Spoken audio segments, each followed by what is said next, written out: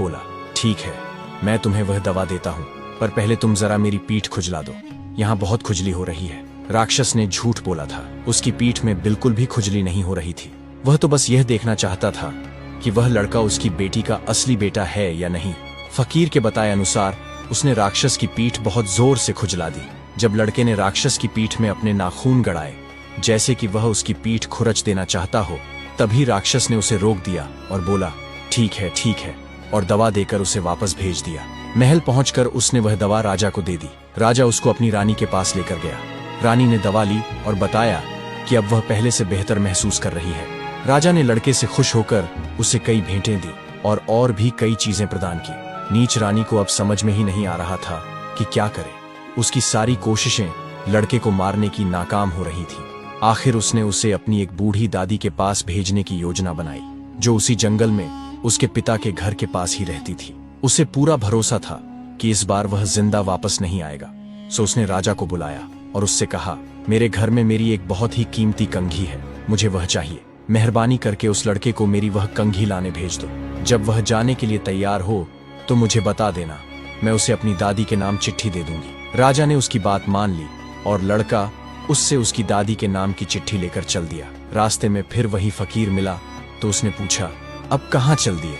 लड़के ने उसे फिर से सब कुछ बता दिया। तभी फकीर की नजर लड़के के हाथ में रखी चिट्ठी पर पड़ी।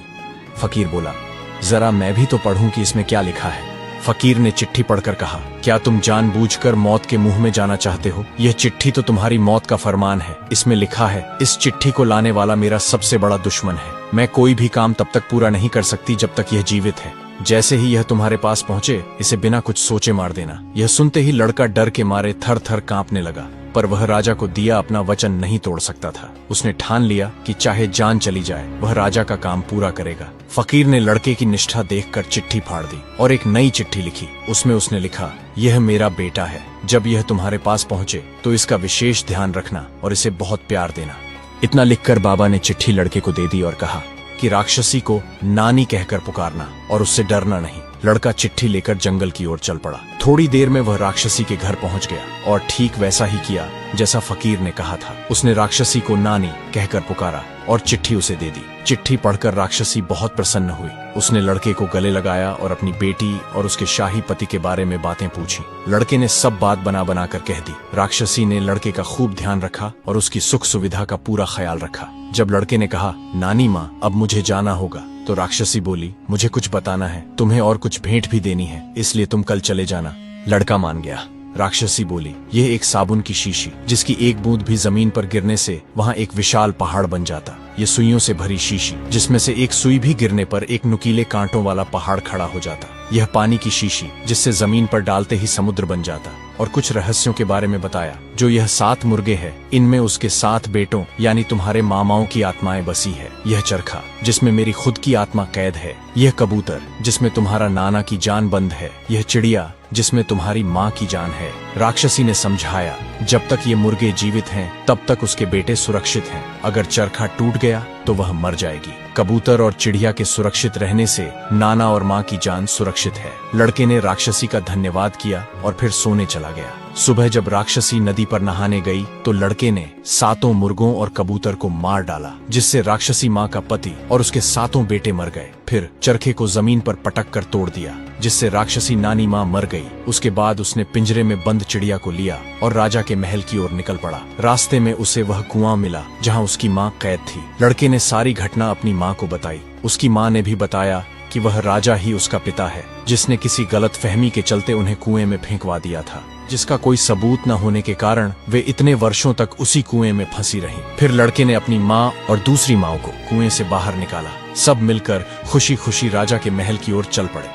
महल जाकर लड़के ने अपनी माँओं को एक कमरे में इंतजार करने के लिए कहा और फिर वह राजा के पास गया और बोला, राजा साहब, मैं आपको कई भेद बताना चाहता हूँ। मैं आपसे प्रार्थना करता हूँ कि आप उन्हें ध्यान देकर सुने। आपकी पत्नी एक राक्षसी है और वह मुझे मारने की योजना बना रही है, क्योंकि वह यह जानती है कि मैं आपकी कई पत्नियों में से एक पत्नी का बेटा हूँ, जिनको आपने एक सूखे कुएं में फेंकवा दिया था। वह डरती है कि मैं एक दिन आपकी राजगद्दी का वारिस बन जाऊंगा, इसलिए वह यह चाहती है कि मैं जल्दी से जल्दी मर जाऊं।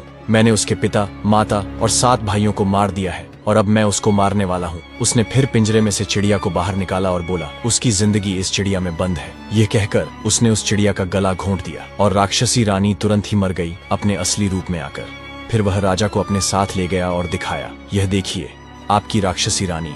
यह देखकर राजा जैसे सदमे में चला गया। फिर लड़के ने उसकी 7 रानियों को दिखाकर बोला, ये आपकी 7 असली रानियां हैं। आपके घर में आपके 7 बेटे पैदा हुए, जिनमें से 6 बेटे खाने की कमी की वजह से मार कर खा लिए गए। मैं 7वां अकेला जिंदा बचा रहा। ये सुनकर राजा को अपनी गलती का एहसास हुआ और वह रानियों के सामने बिलख बिलख कर रो पड़ा और बोले, यह मैंने क्या कर दिया? अपनी निर्दोष पत्नियों को बिना सोचे समझे कुएं में फेंकवा दिया। कुछ दिनों बाद राजा ने अपने बेटे को राजा बना दिया। लड़का अपनी साबुन की सुइयों और पानी की जादुई बोतलों के सहारे अपने राज्य से लगे हुए राज्यों को जीतने में सफल रहा। अब बूढ़ा राजा अपनी 7 पत्नियों के साथ शांतिपूर्ण जिंदगी बिता रहा था। कहानी का निष्कर्ष यह है कि सच्ची निष्ठा, साहस और बुद्धिमानी से बड़ी मुसीबत को भी मात दी जा सकती है। जो अपने वचनों और कर्तव्यों के प्रति सच्चे रहते हैं, अंततः उन्हें सफलता और सच्चाई की विजय अवश्य मिलती है।